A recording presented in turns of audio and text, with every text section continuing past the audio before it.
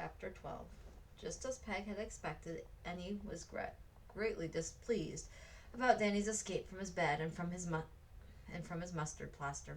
She quickly stirred together a mixture of it for a new poultice, wrapped it in a cheesecloth, and pinned it to a clean nightshirt, warning him of dire consequences if he were to leave his bed again without permission. "We want to give Mr. Parker our regards," Danny said, and tried to smother a cough. "I've already done that," Annie informed him, "and brought the poor man some soup besides." "Did everyone send soup to sick people?" Peg wondered. "Does it really make him feel better?" "We even brought you some of Mrs. Parker's muffins," Danny said. "I can do without the muffins, thank you," Annie told him. "They're a little heavy, and then Mrs. Parker doesn't have my light hand with batter, nor my special recipe." Danny gave in. "I'm sorry I disobeyed you," he said. Well, you might be," Annie told him. She placed a hand on his forehead. "You seem a mite feverish. I'll give you a dose of tonic." "Not tonic, please. It's nasty tasting stuff." Danny grimaced as Annie poured a dark, clear liquid into a large spoon and held it out, making sure Danny swallowed every drop. Peg tried not to giggle at the miserable faces he was making. She had warned Danny that Annie would be upset, and she'd been right. Annie kept a sharp eye on both Danny and Peg, but she did allow Peg to play draughts of Danny, read to him, and carry countless cups of honey and lemon juice mixture thinned with strong tea. She hovered so closely that Danny wasn't able to say any more to Peg about the Parkers till it was time for Peg to leave. "Find out what you can about who that was in the Parkers' house," he whispered. Peg sighed, wishing her visit to Danny would be uncomplicated, with no stupid suspicions to worry about. "Most likely he was just a neighbor stopping by," she said. "Ask." "What if Miss Hennessy won't tell me?" "Then find out some other way." "How?" Exasperated, Danny grumbled. "Stop acting so stubborn. You can be a snoop when you want to be, so figure out a plan yourself. In the meantime, I'll keep an eye on the Parkers' house." "Annie won't let you. She'll make you stay in bed till you're better." "Never fear. I'll be better soon. You and I, Peg, will do what we can to help our country win this war." Frantic with hopelessness at the task, Peg snapped, "Winning the war's a job for generals. You're only 13 and I'm 11. How much can we do to help the Union?" "Whatever we can. We're Kellys," he said. "And Kellys don't give up. Think of Mike and what he tried to do." "Miss Hennessy's my friend," she complained. "I can't believe she'd do something to hurt the Union." "Then prove me wrong." "All right, Danny Kelly, you'll see I will." "Don't look so scared," he called as she left his room. "You'll give yourself away." "Oh, be quiet, Danny. I'm not scared." But she was. She was terrified of what she might find out. Peg tried to push away the questions she'd had about Miss Hennessy, but they wouldn't leave, and they kept darting into her thoughts like biting, stinging insects. As Peg reluctantly dragged down the stairs, her carpet bag bumped against her leg. She thought of Mike and Frances Mary's bravery, which Miss Hennessy had pointed out. And she thought about Megan, shy, quiet Megan, who had fought off the wolves and an armed robber in order to protect her family. And Danny himself, who had stood up against bushwhackers and had tried to destroy the farm and take his life. "I want to be brave like Frances and Megan and Mike and Danny," Peg told herself. Frances was scared. She told us so. Megan, too, but they all did what they had to do, and I can, too. Determined, she clumped down the last 2 stairs, hugged Annie and Alfred, and ran outside to climb into Miss Hennessy's buggy. As they reached the road that would take them home, Peg sat up as straight as she could and said, "I'm glad that Mr. Parker's feeling better." "Thank you," Miss Hennessy said. "I hope you didn't mind that Danny and I paid your family a visit." "On the contrary, you were very gracious to do so." Peg realized she was fidgeting and clasped her hands tightly together. "Did we come when we shouldn't have? I guess we surprised you." Miss Hennessy quickly turned toward Peg. "Why do you say that?" Peg took a deep, shaky breath. "Because someone was at the house. He left when we got there." "Oh, what makes you think so?" "There was a gray spotted horse tied to the hitching post when Danny and I rode up. When we came back outside, the horse was gone." For a moment, Miss Hennessy was silent. Then she said, "As I recall, one of Lewis's neighbors had come by to talk to him." "You didn't see the neighbor?" Miss Hennessy's eyes bored into Peg's. "Did you?" Peg shook her head, wondering what to ask next. Miss Hennessy quietly asked, "Does it really matter, Peg?"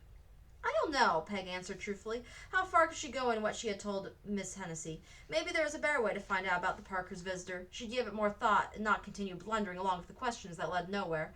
Peg glanced down a nearby hill, aware that the luster of red gold leaves was fading. Shivering even through her coat was warm. She said, "Winter's coming quickly. There's a real chill in the air." "There is indeed," Miss Hennessy answered. She began to talk about the heavy snows of the previous winter, how they caused terrible problems to soldiers in the field, who were often lacking protective clothing like shoes and coats.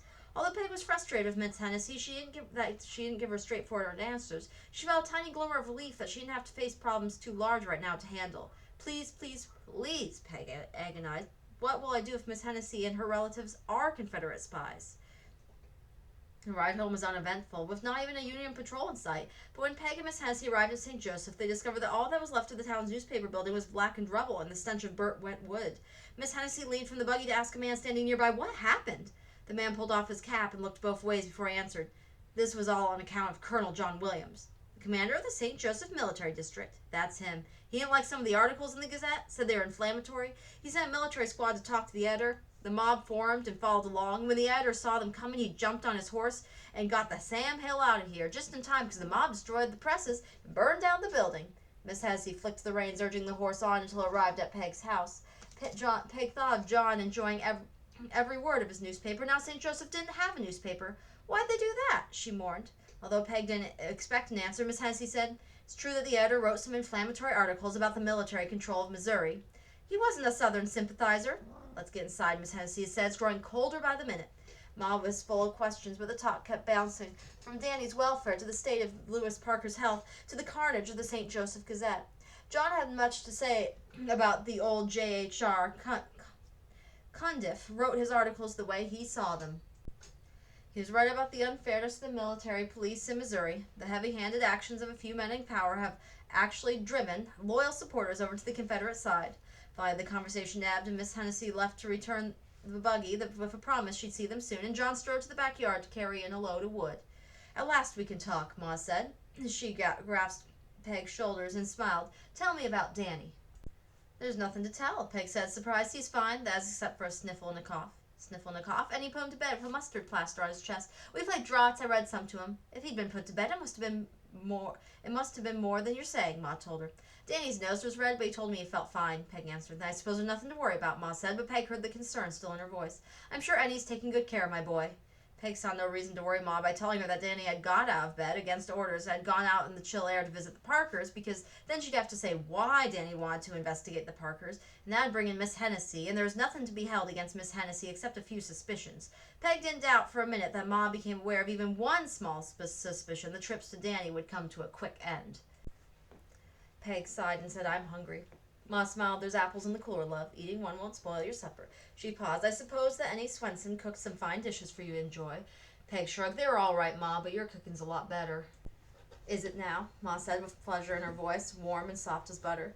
She bustled off to the kitchen, leaving Peg to wonder. What should she do next to discover the identity of the Parkers' visitor? She wished she could ask Frances Mary for advice. If she and her big sister could change places, what would Frances do? Except for those who grumbled now and then about missing the St. Joseph Gazette, the excitement over the fire soon died down, and the residents of the town once again were caught up in their busy existence. Peg, who was unwilling to talk to even her best friends about her trips with Miss Hennessy, bent to her energies toward her studies, winning Miss Thomas's praise. But Marcus wouldn't let Peg be. One day at lunchtime, he sneaked around from behind a bench on which Peg was sitting with May and April and caught a fistful of her hair and pulled hard. Ouch! Peg yelled. She jumped up and ran after Marcus, but he was already out of reach, hiding behind Willie, leaning only to stick out his tongue. I hope your face fuses like that, Marcus heard. Maybe it will, and you and I can be the ugly stepsisters from the Cinderella story Miss Thomas read to us. Huh, what could a gutter snipe like you know about Cinderella? I know this much, that even though you're high and mighty riding in a buggy, thinking you're Cinderella yourself, you're not. Marcus bent double with laughter. Willie joined in. They're both very common, May said loftily. Ignore them, Peg. April tugged at Peg's skirt until Peg plopped back down on the bench. Marcus likes you, April whispered. Peg's eyes flashed angrily. He's horrid. He's an ugly, squished, dead bug horrid. April shrugged and bit into a thick roll of bread and cheese. Still likes you. Marcus dared to creep a little closer. Someday I'll rent a fine buggy too. Maybe you'll want to go riding with me, and maybe I won't ask you. Good, Peg said. Don't ask me. Maybe you'll want to hold my lucky arrowhead. And I won't let you. I'm not interested in your stupid lucky arrowhead. Peg bit into an apple loud crack, the tart juice running down her throat and making her shiver. Marcus began to prance around and flour his hands in a falsetto voice. Said, Oh, Peg, I must tell you an amusing story about one of Mrs. Kling's boarders. A wonderful story. Miss Hennessy. Peg, my dear girl. In shock, Peg leaped to her feet. You slimy snake. You spied on us. Of course I did. How else would I find out what you were talking about? Marcus hooted and Willie snickered, both of them dancing out of Peg's reach. Peg's mad and I'm glad, and I know what will please her, a bottle of ink to make her stink, and Marcus heard to tease her, Willie chanted. But Peg stopped listening, her mind dwelling on what Marcus had said. He had spied, because it was the only way to find out what she and Miss Hennessy had been talking about, and she had promised Danny to spy too. Sinking slowly on the bench, ignoring the lunch Ma had packed for her to eat, Peg moaned, and May quickly turned to her. Are you sick? She asked.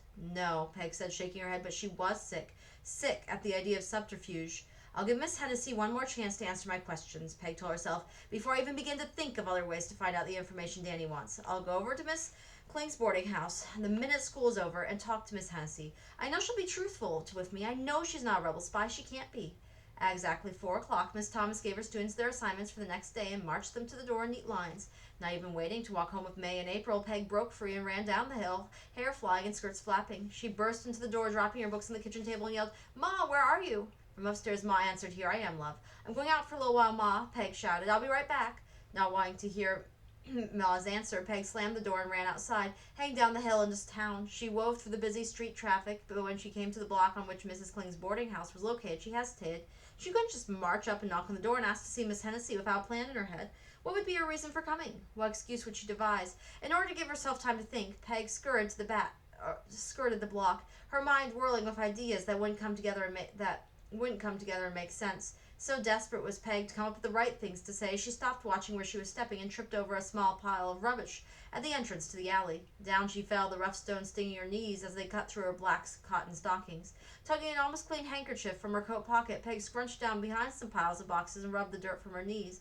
Ma would have a fit about the stockings, which was bad enough, but now Peg couldn't visit Miss Hennessy, now with stockings torn and bloody. Boot heels suddenly slapped the cobblestones so close to where Peg was held she flinched and pressed against the boxes. A tall man strode past, a beardless man with long hair and, Peg gasped, in a homespun shirt and trousers. He was dressed differently from when Peg had first seen him, but she knew him immediately. James, Miss Hennessy's renegade cousin.